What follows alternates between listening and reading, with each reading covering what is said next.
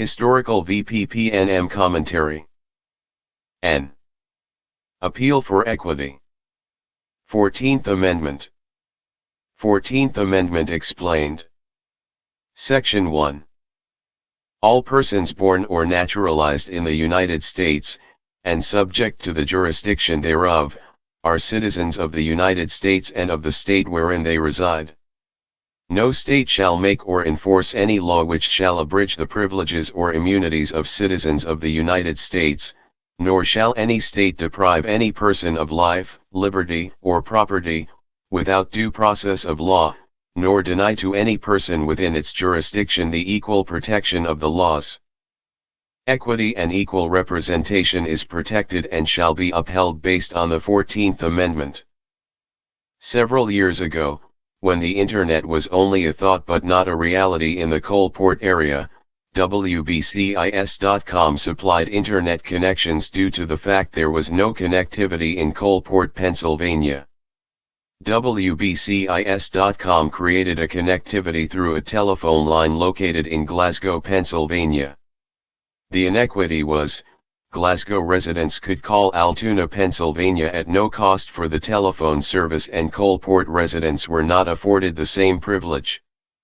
Years later, WBCIS.com became a legal Internet service provider (ISP). Because of inequity, WBCIS.com owners started a signature petition for extended area calling. The matter was at the point where a court petition with signatures would need to be filed. A Public Utility Commission (PUC) court petition with community individual signatures was filed with the Commission. After the first initial hearing before the PUC Board of Hearings, the PUC court hearing wanted an organization to file with signatured individuals the foregoing court petition. Then GIDA stepped up to join the matter of extended area calling litigation before the PUC Board of Hearings. GIDA leader Mr. Robert Wilk contacted WBCIS.com owner, the Reverend Gerald W. Spade, Sr., in regard to a choice of an attorney. Reverend Spade said, "I know only one attorney I would trust, the Honorable Eugene Berry." GIDA organization engaged the Honorable Eugene Berry for the court appearance for extended area calling for Coalport, Pennsylvania.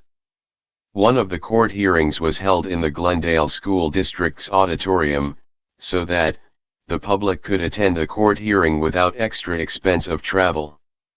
The Honorable Court came to the people. The GIDA, at the Glendale School District court hearing, invited Reverend Spade to sit at the lead counsel's table for the Honorable Court hearing. Reverend Spade sat at Attorney Berry's right side at the petitioner's table. At one point Attorney Berry raised a firm, strong, loud objection when the respondents, the telephone company's attorney, raised a point that incited Attorney Berry to insert an objection in the court hearing. The court petition for extended area calling had a scope of calling area from Altoona area to Coalport, and Houtsdale area to Coalport with no extra fee. Before the extended area calling court award, the telephone bills of Coalport customers would only allow individuals to call Glasgow for free or no charge for the service. Glasgow telephone customers could call Altoona at no charge, but Coalport was denied the free service in the same telephone company. This experience was the denial of the 14th Amendment protections. The Honorable Eugene Berry, formerly of the PA Office of Attorney General, Senior Deputy Attorney General, Torts Litigation Unit 1983 to 1990, 7 years. Duties included handling all phases of trial and appellate litigation in state and federal court on behalf of Commonwealth agencies under the Sovereign Immunity Act and the Political Subdivision Tort Claims Act. Wide variety of cases ranging from medical malpractice, engineering design and highway defect cases, defamation, civil rights and contract/construction cases. https://www.linkedin.com/in/EugeneBerryBB356831/. During the years the Honorable Eugene Berry was a member of the staff of the PA Office of Attorney General, The Reverend Gerald W. Spade, Sr. through the grace of God's intervention caused a meeting with the Honorable Eugene Berry. A friendship developed that continues. As soon as you meet Attorney Berry, you will enjoy his loving fervor. Reverend Spade enjoys his friendship. In the matter of extended area calling for Coalport, Pennsylvania, the Honorable Eugene Berry successfully won the case for Coalport telephone customers. Coalport telephone customers have the benefit of Attorney Berry's legal skill to be able to call, with no service fees, Altoona and Houtsdale areas in an action of equity. So, now you know and most likely take it for granted, you are able to call the Altoona area and the Houtsdale area at no added fee for the service because the Honorable Eugene Berry persisted in an action in the Court of PUC to mediate a settlement for extended area calling and equal protection issue. Vision Press Production News Media thought you should know the history of extended area calling in Coalport, Pennsylvania. Equal protection issues continue in Beccaria Township, Coalport, Irvona, and other communities near these municipalities.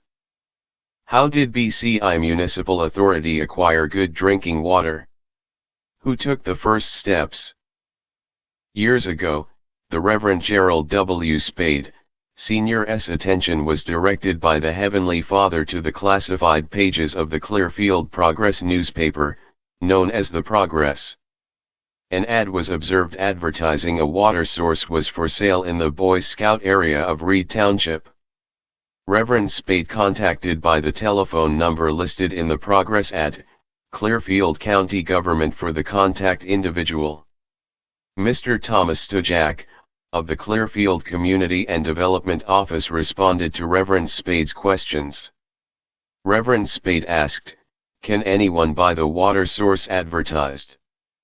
Mr. Stojak stated, "Yes, anyone can buy the water source."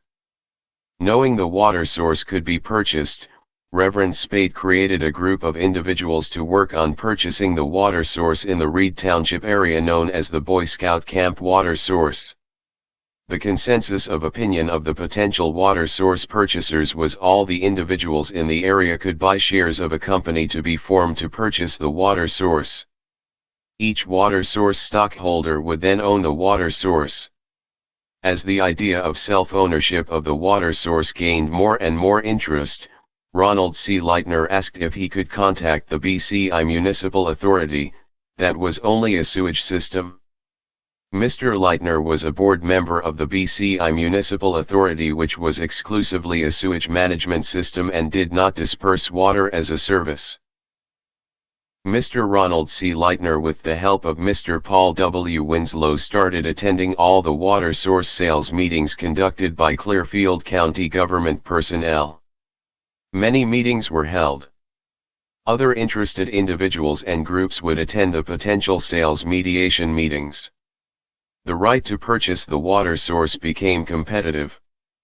Groups, municipalities, and even individuals of the area all wanted to purchase the water source. The competitiveness was intense. Will Mr. Leitner and Mr. Winslow win the right to purchase the advertised water source? A day came as Mr. Ronald C. Leitner stopped at Vision Press to announce, "We won the bid to purchase the water source." The day of the signing of the purchase agreement before Attorney Kim Kessner in his office, Reverend Gerald W. Spade, Sr. was honored to be one of the attendees due to the fact the idea to purchase the water source was his initial idea, according to Mr. Ronald C. Leitner, who extended the invitation to the signing event. The idea of self-ownership of the water source by selling legal shares of the water source was Mr. Clyde E. Baylor's idea. It was a possibility that all the customers of the greater area of Coalport, now known as Glendale Valley, could have owned the water source.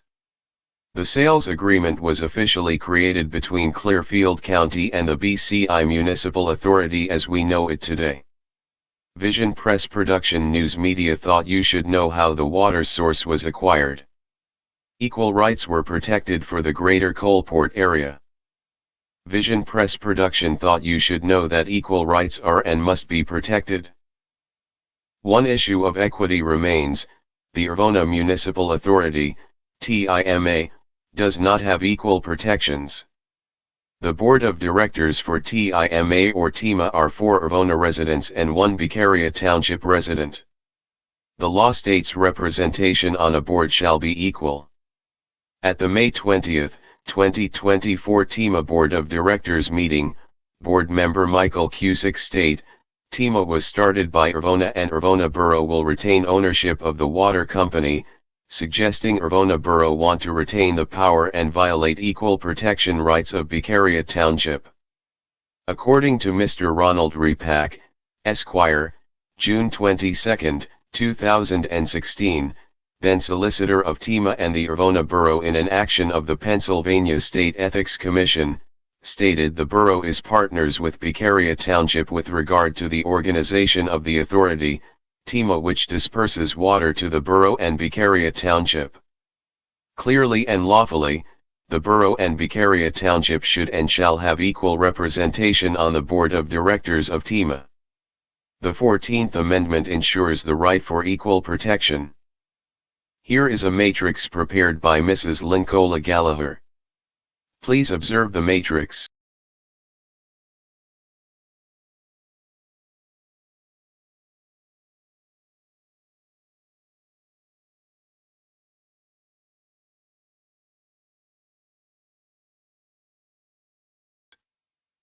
This well-prepared matrix reveals inequity of representation and investment.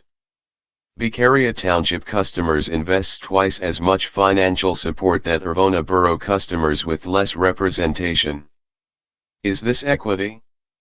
Reverend Gerald W. Spade, Sr. set forth a formal petition to TIMA Board of Directors for equal representation.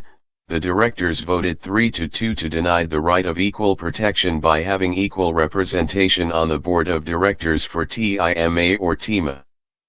On May 7, 2024 at 7:30 p.m., Reverend Spade respectfully submitted an appeal for equity to the Honorable Supervisors of Beccaria Township requesting their help to encourage the TIMA Board of Directors to support equal representation on the TIMA Board of Directors. The matter is at a standstill. Beccaria Township customers with TIMA are going to need to step up and request the TIMA Board of Directors to support equal representation on the board of TIMA. Thank you for your help by signing a lawful petition for equity to be submitted to the TIMA Board of Directors for consideration. On May 20, 2024, Ms. Kelly Ridbaum, during the public comment section of the agenda for the TIMA Board of Directors meeting, expressed with firmness a long-standing complaint of low water pressure. The fact was Ms. Ridbaum has had low water pressure for 2.5 years with no active response to the issue by the TIMA Board of Directors, just empty promises by 4 Irvona Borough TIMA Board of Directors and only 1 Beccaria Township Board member who is limited in his ability to have the 4 Irvona Board members to act. Equal representation would have the strength of a motion and a second to cause positive action of a 2.5-year-old issue of low water pressure. Equity or equal representation is needed to address vigorously Beccaria Township water issues. Why hasn't the TIMA Board of Directors addressed Mrs. Kelly Ridbaum's low water pressure with an immediate response? Mrs. Ridbaum is a Beccaria Township customer who is denied equal representation on the TIMA Board of Directors, and Ms. Ridbaum in the May 20, 2024 board meeting pleaded for equity with personal passion.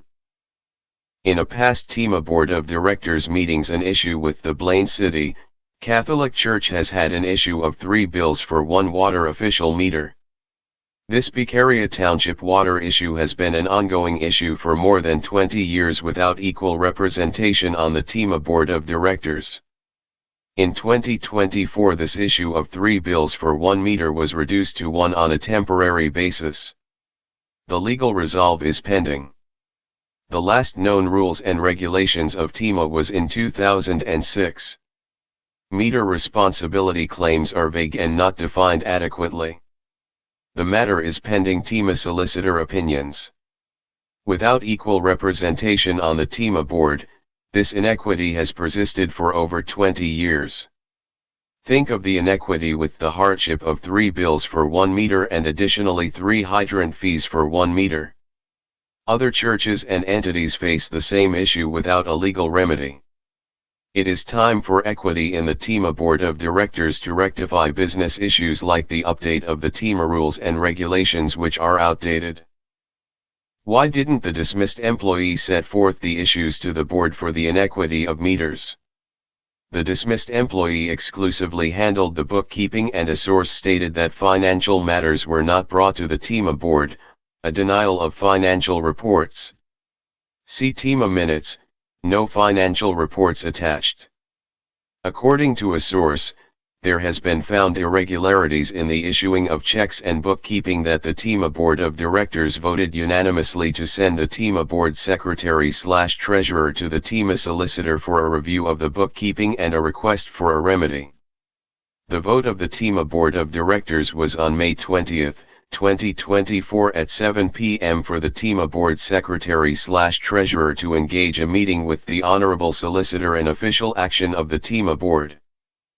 On May 20, 2024, a group of Beccaria Township residents are starting a signature petition for the purpose of securing equal representation on the TEMA Board of Directors. Support equal representation on the TEMA Board of Directors by signing the lawful petition for equal protections under the 14th Amendment of the United States of America's Constitution. Thank you for your support of the matter. VPPNM is everywhere seeking support of the United States of America Constitution and the Commonwealth of Pennsylvania Constitution. Thank you for watching the Vision Press Production News Media Historical Commentary and Appeal for Equity. Respectfully, Vision Press Production News Media.